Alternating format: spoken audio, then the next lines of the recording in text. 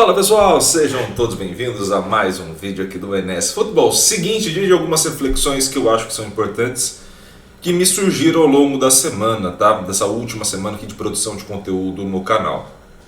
Esse aqui vai ser um vídeo rápido, a intenção é ser um vídeo rápido, para compartilhar algumas experiências e também compartilhar algumas reflexões feitas ao longo dessa semana com alguns acontecimentos. Nesse exato momento, a Inglaterra acaba de classificar para a final da Copa do Mundo Feminino, então eu estou assistindo ao jogo enquanto gravo esse vídeo. Foi 3-1 o jogo e o gol da Austrália foi justamente da Sinclair. E eu vou aproveitar esse gancho para fazer uma reflexão com vocês que eu fui fazendo ao longo da semana, tá? E para começar, para a gente ter essa primeira saída aí da reflexão, vamos a uma fala dele, Vanderlei Luxemburgo. Tá? E a gente vai fazer uma análise sobre a fala dele e depois eu vou compartilhar uma experiência, obviamente dentro do futebol, com vocês, tá? Então bora a fala do Luxemburgo. Adaptar. Tem que entender a cultura, tem que entender as razões que faz com que você tenha sucesso. Por quê? Eu fui para jogar contra a Juventus num jogo da Champions, não sei se era quarta de final. Oitava de final. Oitava de final. Eu ganhei em Madrid de 1-0 e fui jogar o segundo jogo em Turim e o técnico da Juventus era o Capello. O Emerson jogava na Juventus. Eu comecei o jogo, o Ronaldo e o Zidane vinham de lesão. Eu preparei os dois e coloquei para jogar. Aí eu falei, olha, preparei o time e falei, olha, a Juventus vai vir marcar a gente em cima porque tá jogando em casa, então a gente vai se fechar e o Ronaldo... Aí fiz uma parte tática, como você sabe que eu gosto de fazer, né? E eu fiquei esperando a Juventus nada. Aí eu falei, mas que trem doido esse que tá acontecendo, que eu não vejo esse cara também pra cima de mim, a gente tocando a bola e eles lá atrás esperando, tocando a bola lá atrás. Aí nós demos uma catucadinha, eles não saíram, não saíram. E passou 45 minutos, nada da Juventus pressionar a gente. Aí eu falei, meu Deus, eu falei pro Melo, né? Falei, Melo, pô, você tá entendendo esses caras, mas tem que marcar a gente em cima pra gente poder buscar um contragolpe, fazer mais um gol aqui, a gente mata esses caras aqui, eu tenho qualidade pra isso. Então, fomos no segundo tempo, a Juventus, nada. E marcando, e atrás. E o Ronaldo e o Zidane foram abafando no jogo. Eu tinha o Guti e o Morientes no banco. O que eu faço? Ronaldo e Zidane abafaram, eu quero manter o time com saúde física, né? E qualidade, porque o Guti e o Morientes também tem qualidade. Não é o Ronaldo nem o Zidane, mas tem qualidade os dois. Tirei o Zidane e tirei o Ronaldo. Sabe o que aconteceu? A Juventus adiantou o time, eu não consegui mais sair do meu campo de jogo. Pressão, fizeram um, empataram. Foram para a prorrogação, fizeram mais um, 3-0, saí do campeonato. Aquilo ficou na minha cabeça, martelando. Aí eu falei, eu tenho que saber o que aconteceu. Aí chamei o Zidane, falei, Zizu, o que aconteceu? Porque nós tínhamos a classificação garantida. A Juventus não vem para cima da gente com uma vantagem. Ele falou, mister, é que você não conhece futebol europeu. Quando o senhor me tirou o Ronaldo, eles perderam o respeito, porque eles respeitam a gente, eles têm medo da gente, eles sabem que se vier, nós vamos catucar eles, vão fazer. E aquilo foi sabe quando que eu ia fazer aquilo de novo? Eu ia jogar de muleta dentro do campo, ele ia ficar de muleta dentro do campo até o final, ia ficar um poste, mas ia ficar lá o Ronaldo. Então, quer dizer, quando você fala isso, o cara fala, falta qualidade pro técnico brasileiro, você tem que aprender, sabe, as coisas que acontecem lá com propriedade, só convivendo, só você passando por uma experiência que você vai poder...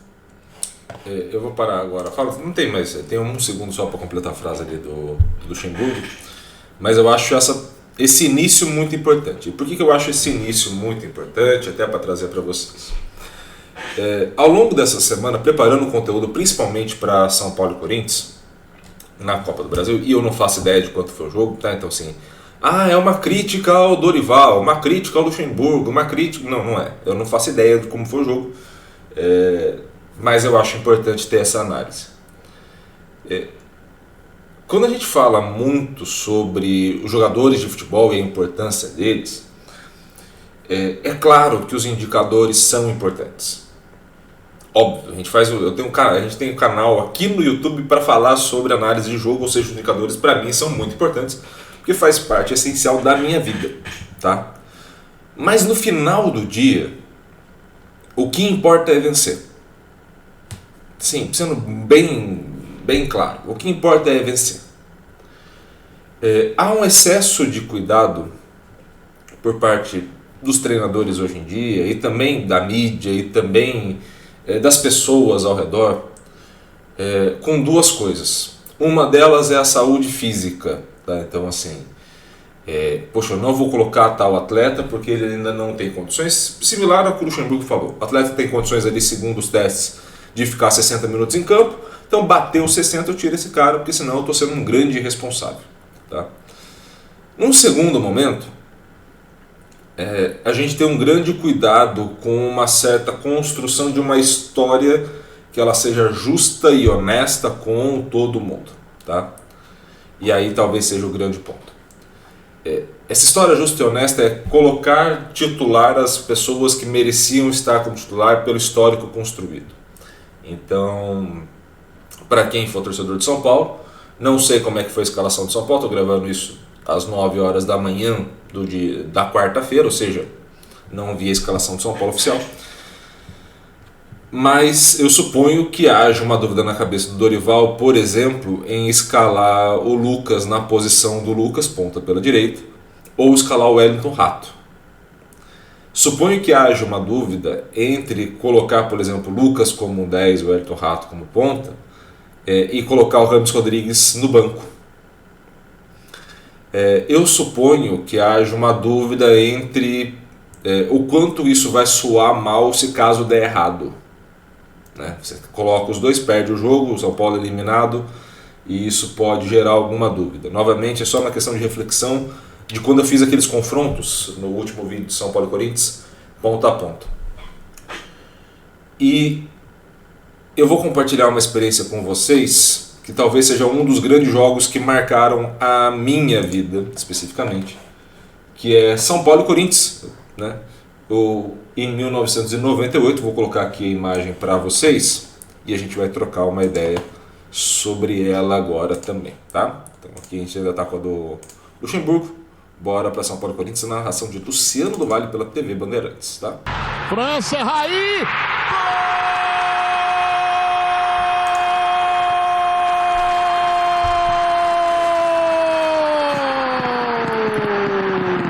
É do São Paulo!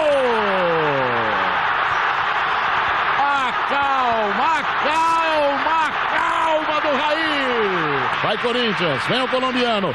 Que passe pro Didi e ele bateu!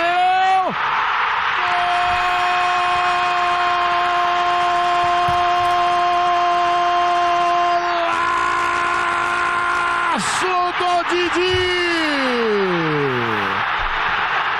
Rogério Ceni novinho no gol. Ele teve uma tranquilidade extraordinária. Ainda Rogério, apenas. Aí, que tabela pintou!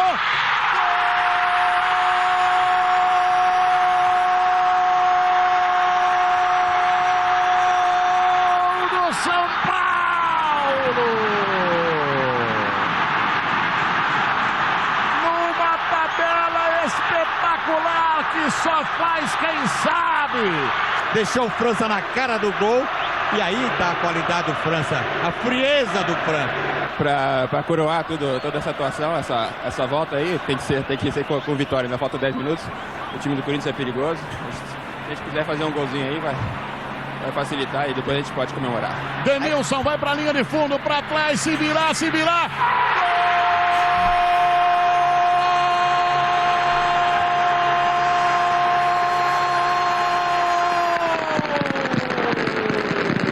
França! Raí pedia mais um golzinho para o São Paulo. Denilson fez uma jogada de linha de fundo. Inteligente, habilidoso, marcando a sua despedida. E aí rolou com açúcar para ele, França! Eu vou parar aqui e fazer reflexão com vocês, tá? E aí completar a reflexão, basicamente, não levantei só a questão da reflexão, vamos completar ela. O primeiro ponto que eu acho, e essa história me marcou muito, que foi a volta do Raí para o São Paulo. O São Paulo fazia a final contra o Corinthians, o Raí volta para a final em 98, joga esse jogo, tanto você vê o Raí com a camisa 23, ou seja, ele foi o último a ser inscrito basicamente, e quem era o 10 do São Paulo na época era o Dodô, né? O homem dos gols bonitos, era exatamente o camisa 10 do São Paulo na época. Qual é o grande ponto que eu falo para vocês? sim, existe o treinamento, sim, existe a formação do grupo, sim, existe o jogador entrar no grupo, ganhar o seu espaço, e você não deve ter diferenças de tratamento entre jogadores, enfim, ele vai precisar progredir dentro do grupo. Entendo, de fato, isso ocorre e é natural. Mas desculpa, tem casos que não é assim, porque não é qualquer jogador. Quando você faz a contratação do jogador, quando você coloca uma jogadora ou um jogador em campo, muda demais quando esse jogador é especial ou essa jogadora é especial. Então, quando a gente olha, por exemplo, agora está acontecendo o jogo entre Inglaterra e Austrália, né? Aconteceu já, 3-1 para a Inglaterra. Ter a Sinclair no ataque muda. O que ela fez, o gol que ela fez, as jogadas que ela fez, ela muda o nível da equipe. Ter o Rames Rodrigues e o Lucas de um lado muda o nível da equipe. Passar o Campeonato Brasileiro sem colocar tanto o Renato Augusto para poder jogar com ele nos principais jogos muda o nível da equipe. Iago, mas é um tratamento diferenciado? Iago, mas isso é bom? Por quê? Porque no final o que importa é vencer. No final o que importa é que a equipe que esteja ali, seja Corinthians, São Paulo, Austrália, Inglaterra, Espanha, Suécia, quem quer que seja, vencer. Então, quando você observa esse tipo de cenário para o jogo, desde que você não infrinja nenhuma regra, o restante é tudo se proteger de algo invisível, de fato. É de você achar que as pessoas não vão te entender. É de você achar que você não tem o direito de fazer isso. É você achar que... Perceba, por exemplo, na história do Luxemburgo, o quanto que a fala do Zidane tem total sentido. O Zidane tinha consciência da lesão dele. O Zidane tinha consciência que ele já não estava mais aguentando em campo. Mas o Zidane tinha consciência que para o grupo e para ele, a melhor solução era ele ficar em campo, ao invés do Guti. E o Guti era um grande jogador, tá? O caso do Ronaldo provavelmente fosse o mesmo. Que aí o Luxemburgo, por uma questão europeia, foi pesquisar com o europeu, né?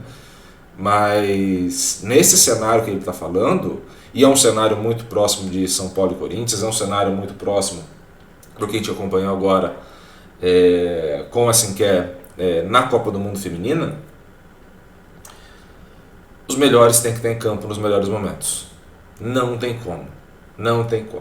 Esse excesso de proteção a uma história de honestidade, blá blá blá blá, não cola. E esses jogadores, que têm mais ou menos a minha idade, 30 anos de idade, cresceram vendo isso que eu mostrei para vocês. O jogador chega de viagem, treina no grupo uma semana, é titular, faz o gol de cabeça e resolve o jogo. É claro, precisa ter toda essa história. Precisa ser a Sinclair que faz um gol de fora da área lindíssimo contra a Inglaterra. Mas precisa resolver. Precisa deixar de lado, por vezes, o que é um certo protecionismo do trabalho com as questões de lesão, ou com as questões de desgaste, para não chamar de lesão especificamente, vamos chamar de desgaste, porque a lesão é só quando ocorre, mas os desgastes, e principalmente esse excesso de protecionismo com uma história de ética, esquece, é futebol. É futebol. Vence. A história é vencer. Quem vai ficar marcado, quem vai estar ali, são os grandes jogadores, são as grandes jogadoras. Precisa vencer. No final do dia, o que a gente estuda, o que a gente faz é para aumentar a probabilidade de vitória de alguém.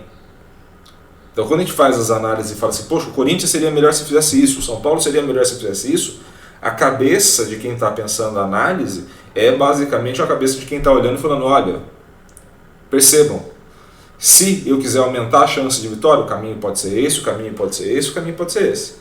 Em nenhum momento a gente está questionando possibilidades de deixar mais confortável a situação. E esse talvez seja o grande ponto.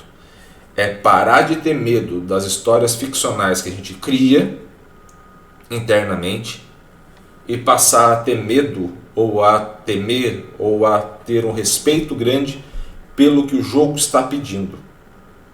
O jogo pede grandes jogadores em grandes momentos. O jogo pede gente decisiva nos grandes momentos. Não sei como é que o São Paulo vai a campo, não sei como é que o Corinthians vai a campo. Mas espero muito que nesse vídeo que vai sair de quinta-feira de manhã, que o Renato Augusto esteja em campo, que o Rames Rodrigues esteja em campo, que o Lucas esteja em campo. Espero muito, como esperei e torci muito, apesar da análise não ter apontado isso, que a Sinclair estivesse em campo hoje, bem que esteve, e que bom que grandes jogadores estejam em grandes momentos ali presentes. Esse é o papel. Mais do que excessos de picuinhas e excessos de histórias moralistas, é necessário colocar o jogador ou a jogadora que é acima da média, que é destaque no campo de jogo, que é o local onde precisa estar. Se você conseguir chegar com o melhor das condições, show, maravilha, lindíssimo.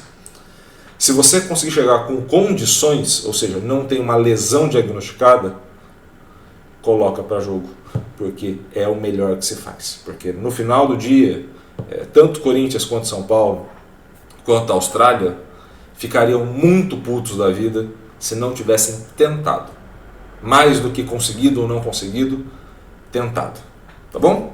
Espero muito que vocês gostem dessa reflexão, uma reflexão um pouco mais longa nesta quinta-feira.